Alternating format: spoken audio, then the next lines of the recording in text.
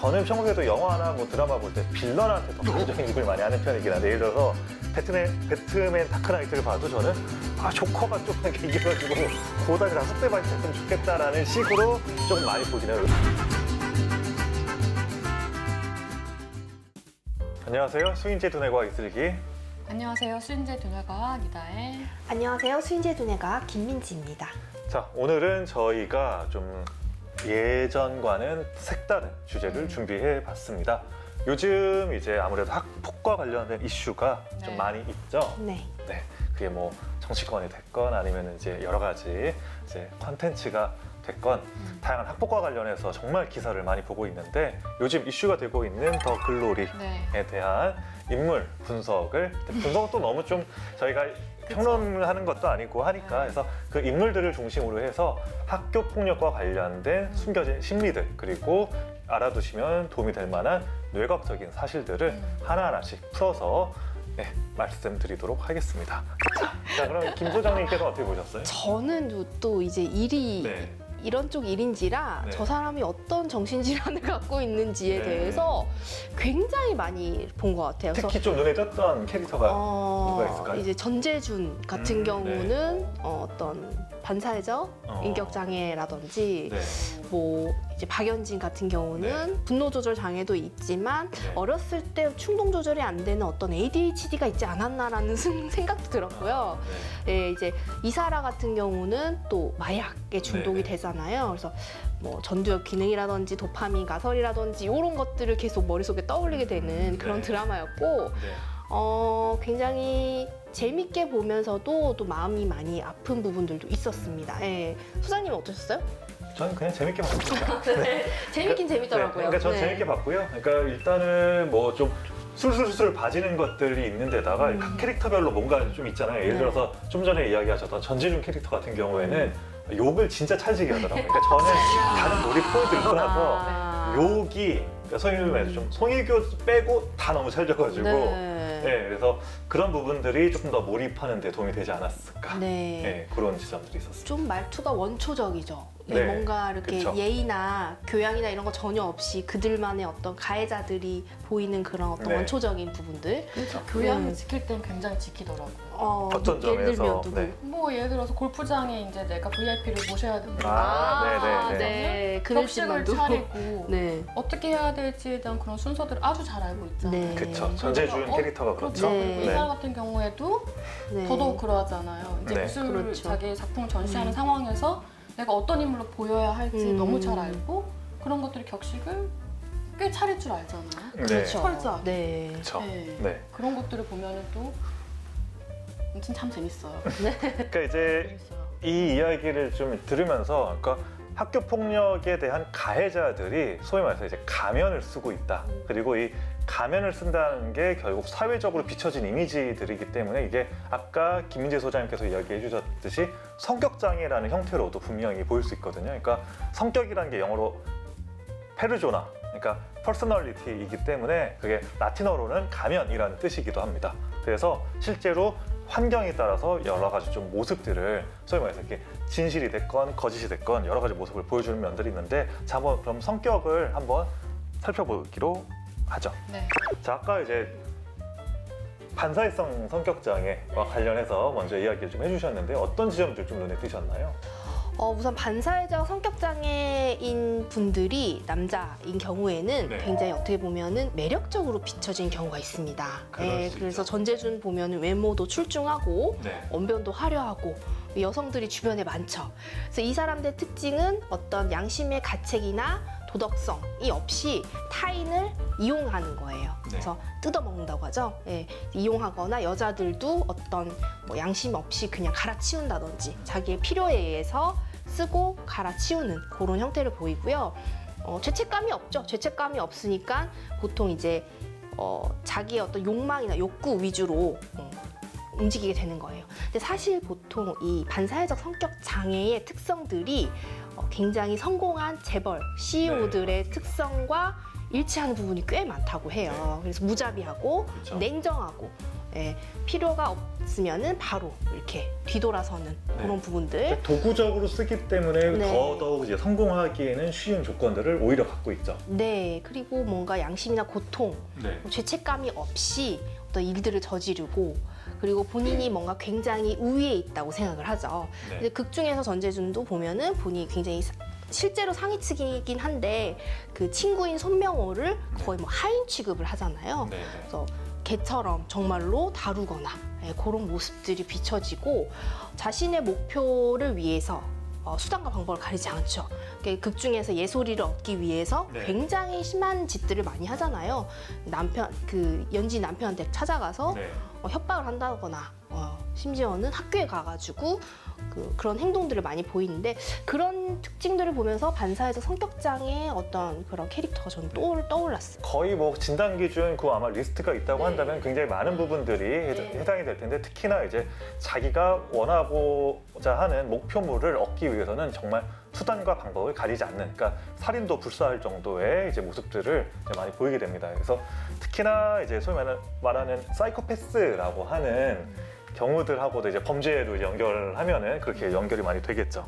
기본적으로 저는 박연진이라는 캐릭터를 이해하기 위해서는 엄마와의 관계도 굉장히 중요할 것 같은데 이제 뭐 애착이라든가 그렇죠. 소위 말하는 제가 보기에 이 더 글로리의 핵심 주제 중에 하나가 모성애였던 걸로 보이는데 그래서 아마 애착에 굉장히 많은 관심을 갖고 계신 김 소장님께서 어떻게 그 박연진과 박연진 엄마에 대해서 보셨는지 궁금하네요. 저는 우선은 두 사람이 있어요.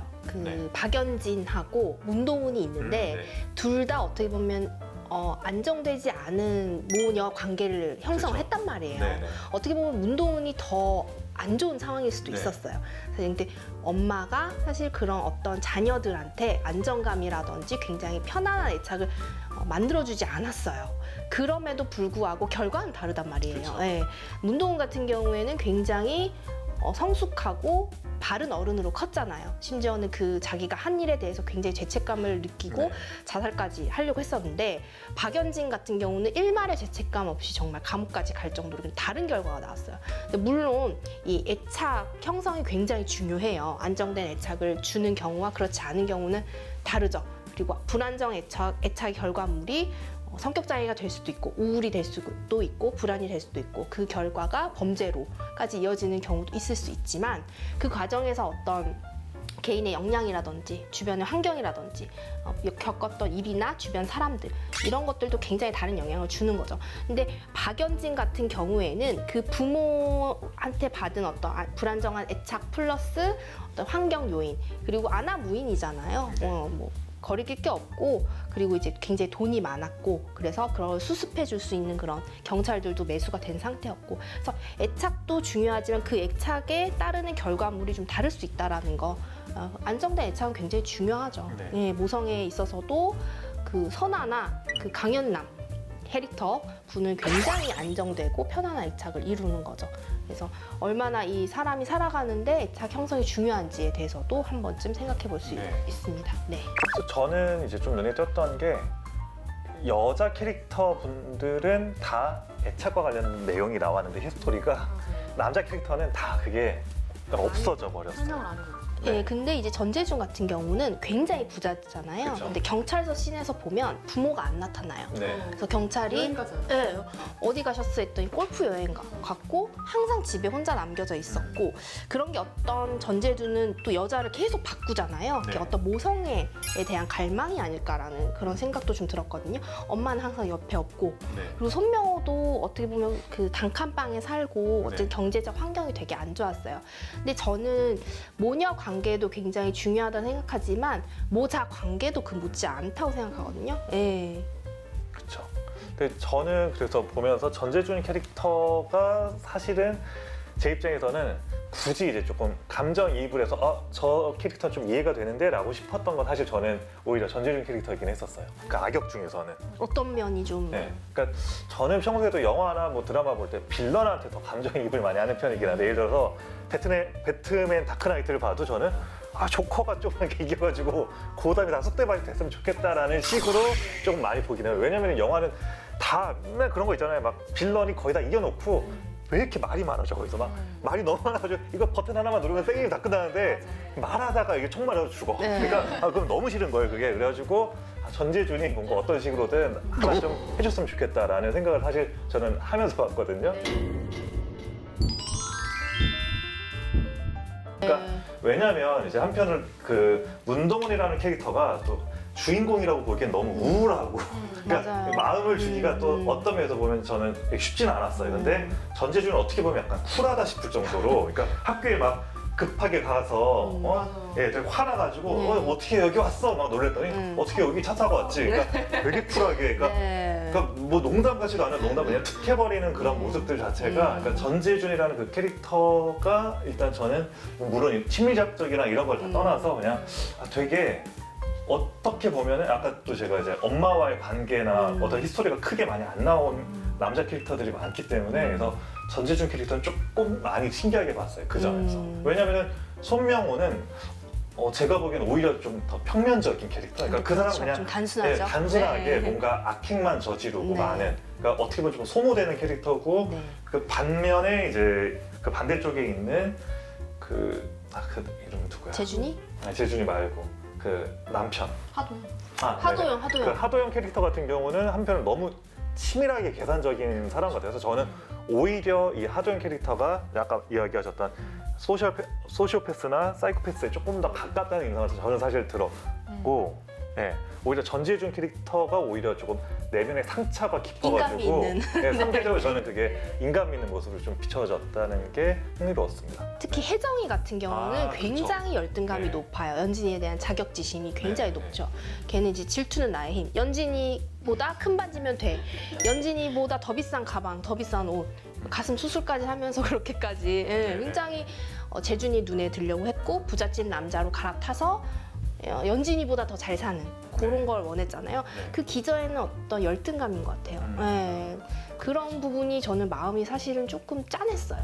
저 친구가 연진이랑 항상 같이 다니면서 얼마나 많은 그런 자격지심이나 열등감 그리고 굉장히 사라나 연진이는 그 혜정이를 굉장히 무시했거든요. 네. 동훈이 아니었으면 너였어 이렇게 고데기로 지져지는 거는 이런 식으로 얘기하듯이 저는 혜정이라는 캐릭터에 대해서 굉장히 저 친구가 어떻게 보면 살아남기 위해서 저렇게밖에 할 수 없었겠구나라는 좀 측은지심이랄까?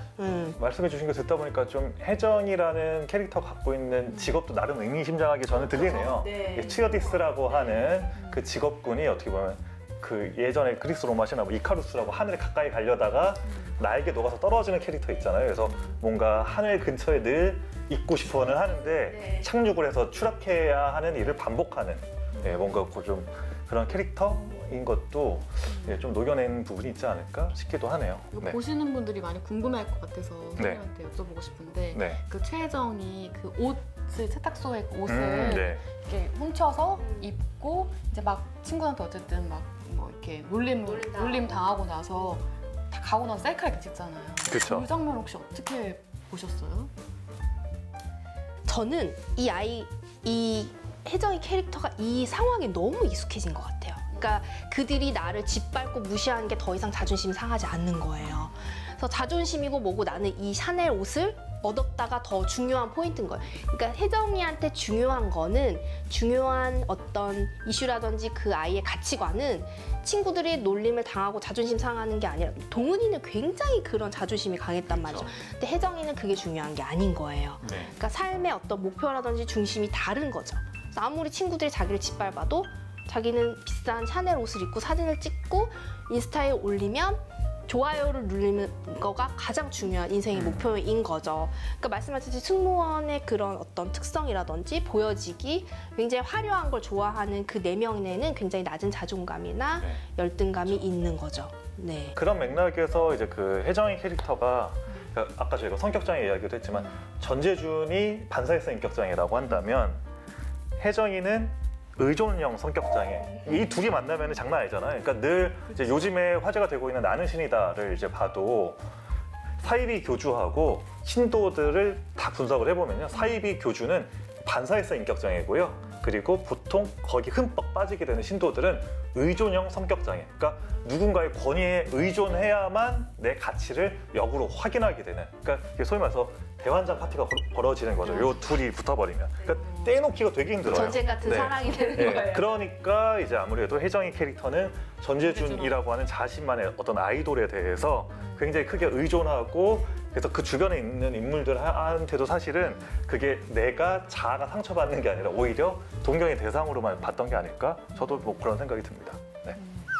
자, 그래서 오늘 이제 다양한 이제 인물들에 대해서 저희가 성격 분석을 조금씩이나마 좀 해봤는데 근데 아무래도 이제 안타깝다는 마음을 아까도 이제 두 분 다 말씀해 주셨잖아요. 그래서 결국에는 세상에 나쁜 개가 없듯이 태어나서 처음부터 나쁜 악이란 없었을 텐데 어떤 요인들이 조금 더 그 인물들에게 필요했을까?